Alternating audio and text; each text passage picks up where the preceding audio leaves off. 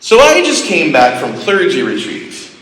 And not just any clergy retreat, but the one that is the final clergy retreat with Bishop Mark Andrus. Now, if you're not familiar with what clergy retreat is, which, why wouldn't you know, you being not clergy? Clergy retreat is an annual thing that originally was a conference, and they decided to change the name to a retreat. More or less, it's kind of a mixture of the two. But that being said, it's a time for us to gather together as colleagues and spend some time away, suffering for God up in Healdsburg at Bishop's Ranch. Wine country is a terrible place to be. And gather together to have, worship, to have meditations, to have a program that kind of deals with things in our lives. This year was my favorite because, number one, they had a group called Theodicy, which is a jazz ensemble of stellar quality. I mean, we've got people from all over the Episcopal Church, all over the nation, including a woman who is one of the main singers at the National Cathedral. And boy, could she throw down. I thought Billie Holiday was back alive and in the house. It was amazing. I'm a Nashville musician. I'm very, very wary of thinking that anything's going to be as good as people say, and the band was better. When they busted down that second line beat with Just a Closer Walk with Thee, I was up and dancing. I couldn't help myself. Part of the reason why we had that, plus the banquet with tri-tips and poached salmon, I might have had thirds of the tri-tip. Gwen was very understanding. Of course, she fed me a vegetable curry. I got that called. It was meant to be a celebration. You're so suffering. I know, it's terrible. It's terrible. It was an interesting thing because it's a time of transition and great change. Bishop Mark has been with us for 17 years. It's going to be a significant difference, whoever does become the next Bishop of California. Needless to say, as much fun as we did have, there was a bit of an undercurrent of large anxiety, people trying to figure out what was going on. Some people weren't able to make it because of COVID and other injuries, things like that. And so there was definitely what's going to be next? Raise your hand if you've ever felt that feeling at St. Anne's Episcopal Church in Fremont. Raise your hand if you've been on the vestry during those moments of uncertainty and change in Fremont. God bless you for being on or off the vestry in those times of change and uncertainty. I promise I'm taking you somewhere. One of the challenges in every parish, every diocese, any organization, is that when you have hierarchical structures, there are going to be some who like the people at the top, there are some who are going to despise the people at the top, and there are a bunch of others who are kind of, whatever, as long as they do their job. I have seen that everywhere I go. Every bishop has those people who love them. Every bishop has those people who about them, and sort of in between. One of the things that was brought up in this mix was the tendency, and this is something I've been guilty of thinking that I know all of what is going on at all levels, and therefore my perspective on these particular decisions or ways of doing things is right, and who do you think you are not listening to me and not doing things the way I think they should be done? My colleagues, we all have had those moments. Raise your hand if you've never had that frustration.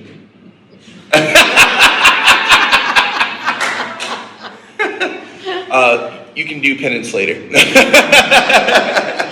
I get it. And that's a human reaction. That's a normal reaction. Bless you. Thank you. The problem is when you get to that moment where you realize, oh, wait a minute. I didn't know that. I didn't know that. Or I never would have thought of that. Or, wait a minute. Am I actually thinking this because of something that's legitimately wrong? Or is it my own baggage, my own projection that's making me assume these things? Anybody feeling squirmy right now? I know I am. Back to the squirm. That is what is challenging the situation with the people wandering in the wilderness. Now, I kind of want to go through and count how many times Israelites quarreled with Moses saying, "You took us out of Egypt for what? This? Why did you ever take us out?" I'm like, I don't know, slavery, oppression, murdering of your firstborn sons, things.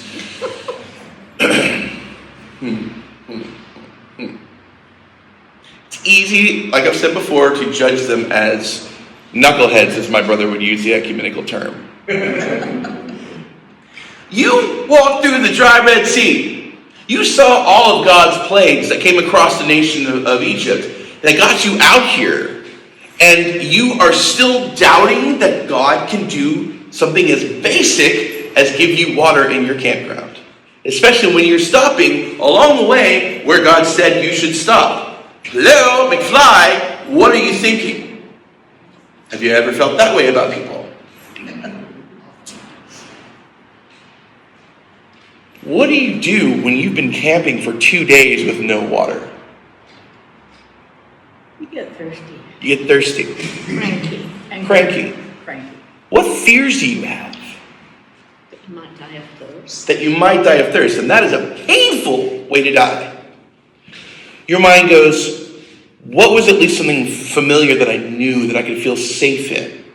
Well, at least Egypt, we had slavery, but we had the flesh pots, which I won't go into that. We had at least food. We had at least a place to stay, even if we were being toiled and worked and beaten. Moses, who do you think you are? Why did you bring us here? In the words of Indiana Jones, we are going to die. Now, imagine if you were Moses in that moment. How would you respond?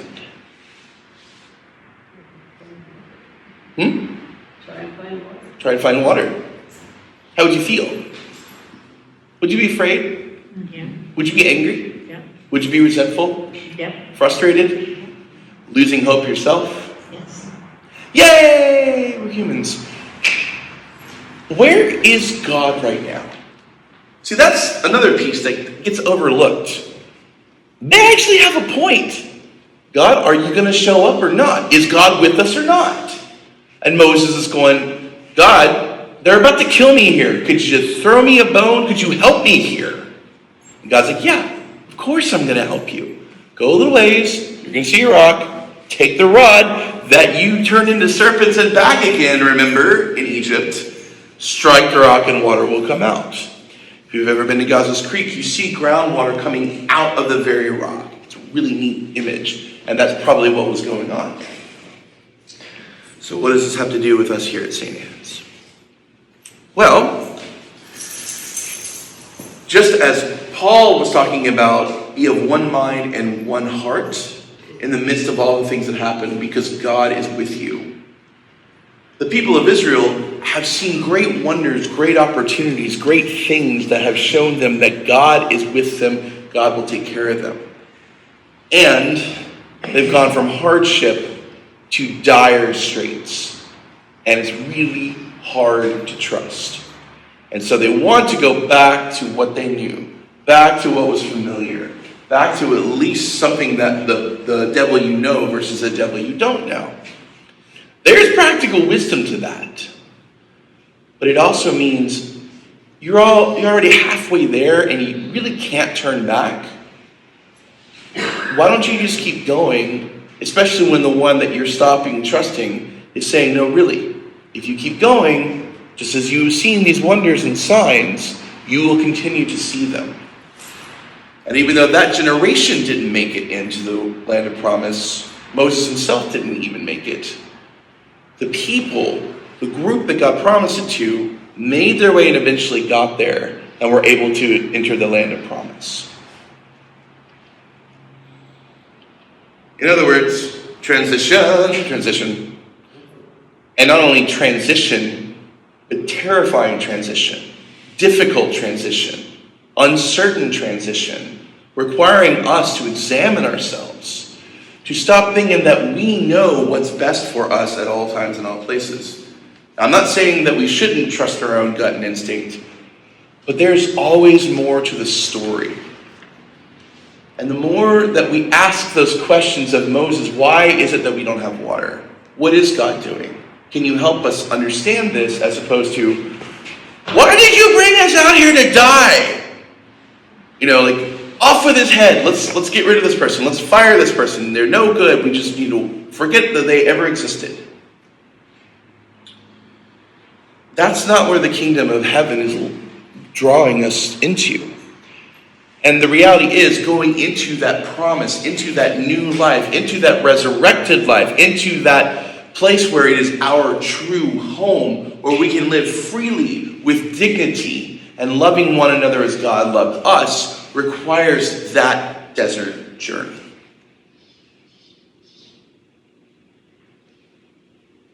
Now, the church right now is in the middle of the desert. Y'all know this to be true. We are among a large majority in the congregations of the Diocese of California that have vital communities that are just plain struggling with getting enough money to continue their operations. That's the wilderness we're in. We will continue to explore that when we get into stewardship season.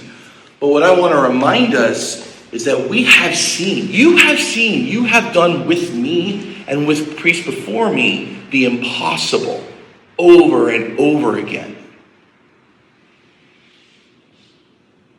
May we, as we step into the transition of the next bishop, figuring out more and more what my role is as regional dean and what that means in terms of supporting this congregation as well as deanery congregations, and finding ways to partner with them instead of siloing ourselves, saying we can't afford to do anything for anyone else. We need to take care of ourselves. Finding ways where we yoke our resources together with other congregations that are willing and able to find where God is looping us together to bring us into a deeper place.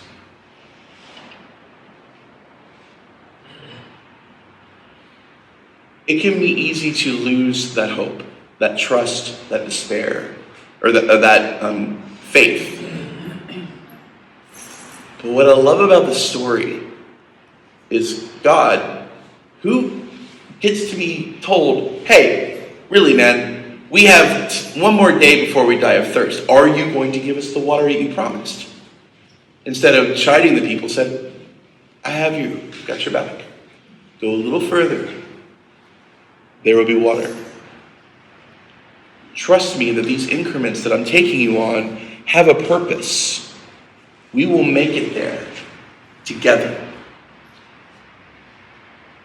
See what is in store that you never dreamed possible if all you do is look back to Egypt. We're going to a new place, a new land of promise, a place that is better than you've ever known, something you've never imagined. And it takes a lot of work. It takes a lot of change. It takes a lot of courage and trust. And God is there with us. God is leading us on. And God is saying, you're going to make it. I've got you. Trust me. Have that faith. See where I am leading you. And see if I don't show up. So whether it be our experience as individuals, our experience at St. Anne's, what are our transitions that we're feeling really, really despairing about right now? That if we continue to say, okay, I don't know where this is going to come from, but I'm going to trust. Trust God, tie up your camel. Tie up that camel, make sure you do your part. But say, okay, God, I've done mine. Where are you showing up? Please help me understand. And to seek to learn better where everyone else's stories are so that we can better take care of one another. We can better hold accountability where it's needed. But ultimately, we can better move into this new life together that whether we like it or not, and we don't have to like it because it's not easy. This is where God is leading us. How do we allow ourselves to open ourselves wider to receive that blessing and take on what will ultimately be more than we've ever had before? Amen.